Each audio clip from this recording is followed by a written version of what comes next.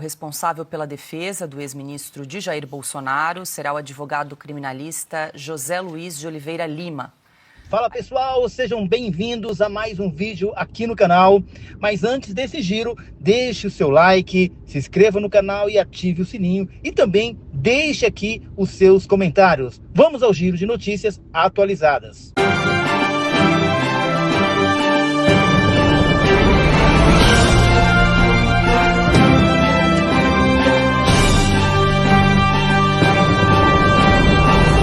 Seguimos com Didi Red Pill chegando para conversar conosco, lembrando que Didi está diariamente em seu canal do YouTube, o Didi Red Pill, já está inscrito ali? Segunda a sexta, 7h30 da manhã, 4 da tarde, sábados e domingos, 8 da manhã, 5 da tarde, tem Didi esperando por você, e diariamente por aqui. Bom dia, meu rei! Bom dia, Pitoli, bom dia, amigos da rádio Auriverde Brasil.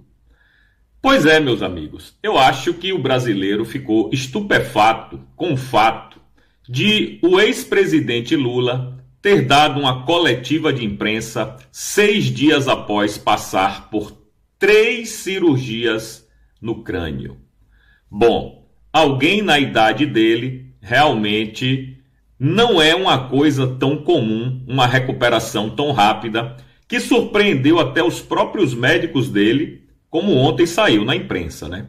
Bom, o ponto aqui é o seguinte, como é que alguém com 80 anos, que passou por 3 procedimentos cirúrgicos em 4 dias, um cara que fez 2 buracos no crânio, na idade dele, com o histórico que ele tem de doenças, né? Ele já teve câncer na garganta, ele já precisou operar o quadril, e agora ele fez 2 furos no crânio e participou ali de uma coletiva de imprensa como se nada tivesse acontecido.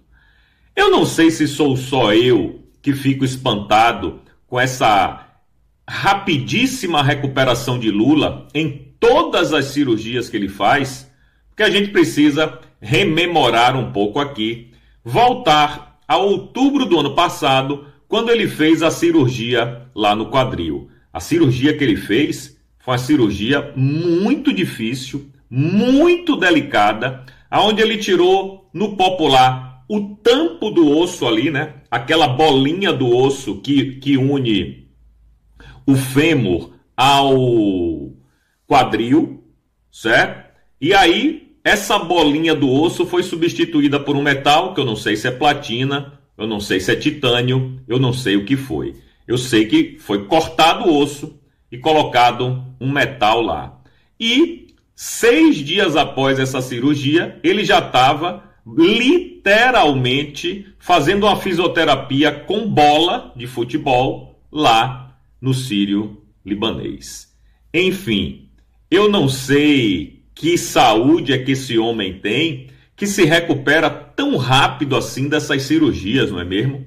Claro que existem todas as teorias aí, de não sei quantos sósias, de que ele morreu em 2022 e que isso e que aquilo.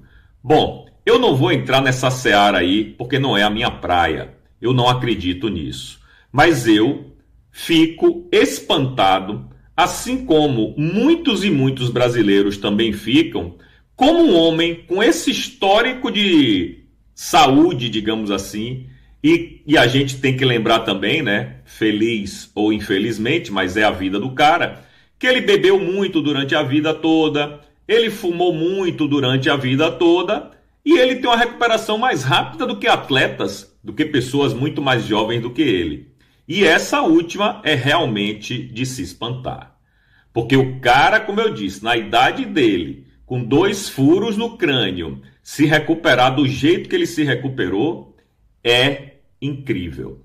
Eu conversei com um neurocirurgião, eu conversei com outros médicos de outras especialidades, e todos, sem exceção, ficaram espantados com essa pronta recuperação do presidente Lula. Não é para menos, né? Porque é uma coisa assim realmente espantosa. Bom, ele deu lá a entrevista para ele lá no no Sírio-Libanês, né? Aquela coletiva de imprensa que ele disse que não era coletiva, né? Que era apenas um desabafo, aonde ele evidentemente fez o que ele sabe fazer de melhor, que é mentir. Mentiu, falando um bocado de bobagem, não só sobre a saúde dele, mas também como foi que ele caiu de um banquinho, tomando banho e cortando a unha, de onde originou toda essa problemática aí no cérebro e na cabeça dele.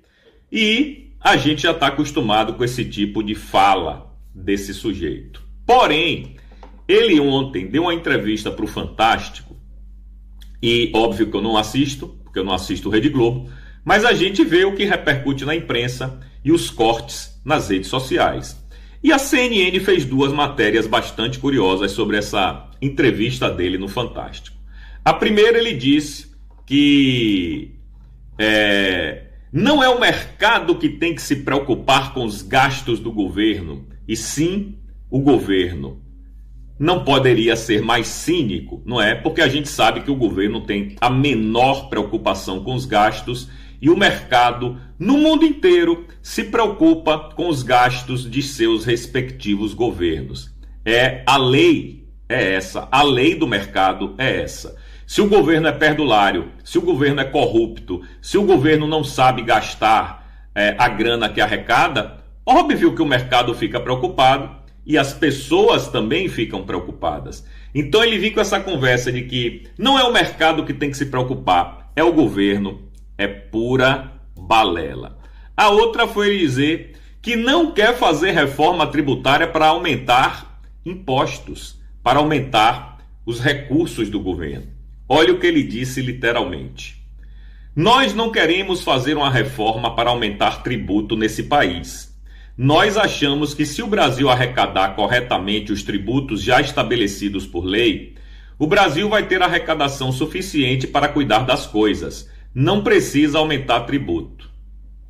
Me diga se isso não é um tremendo cara de pau. Me diga se isso não é uma tremenda desfaçatez. Porque, afinal de contas, o governo dele, a única coisa que sabe fazer é aumentar tributo. É aumentar imposto. Tributo é imposto.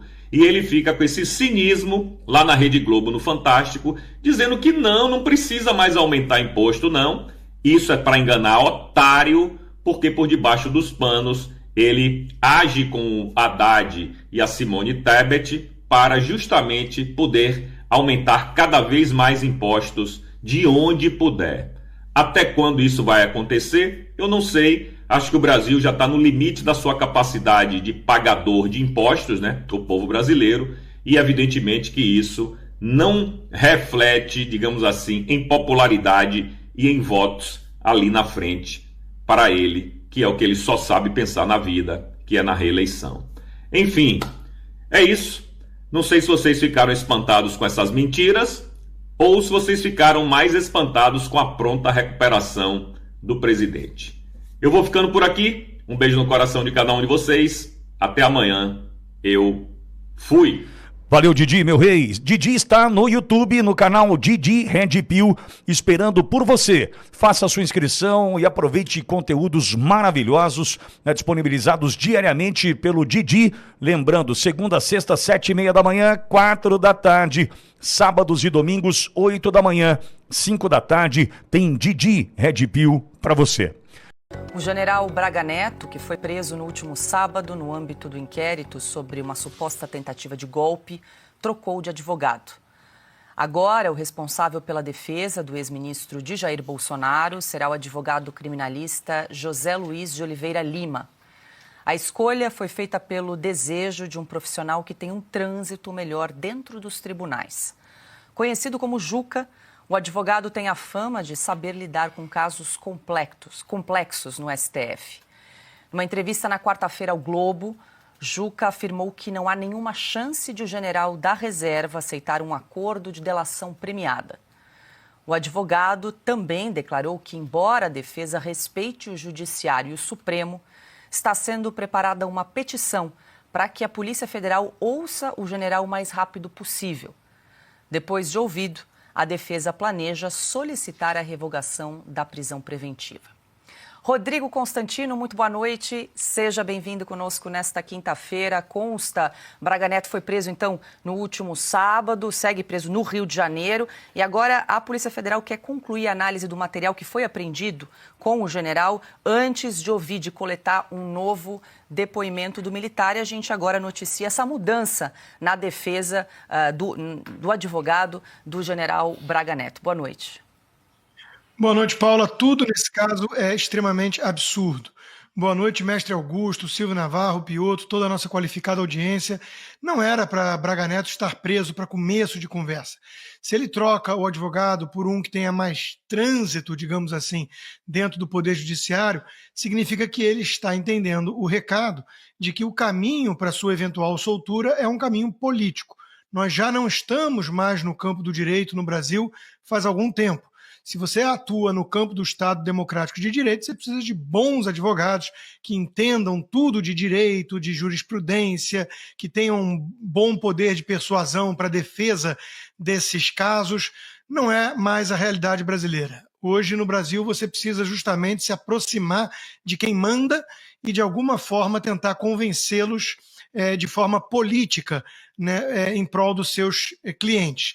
Em relação à delação premiada, se fosse um advogado mais acostumado a esse instrumento, aí seria realmente preocupante.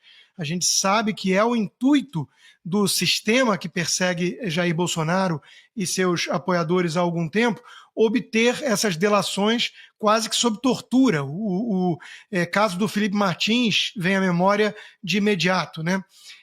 O próprio Mauro Cid também, foram casos escandalosos de tentativa de, primeiro, pesca probatória e, em segundo lugar, tentativa de obter ali alguma delação qualquer que fosse, né, para tentar incriminar Jair Bolsonaro.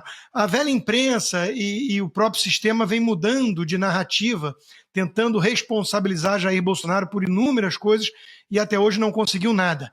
Ao que tudo indica, não vai ser Braga Neto que vai inventar algum crime que eles queiram ouvir.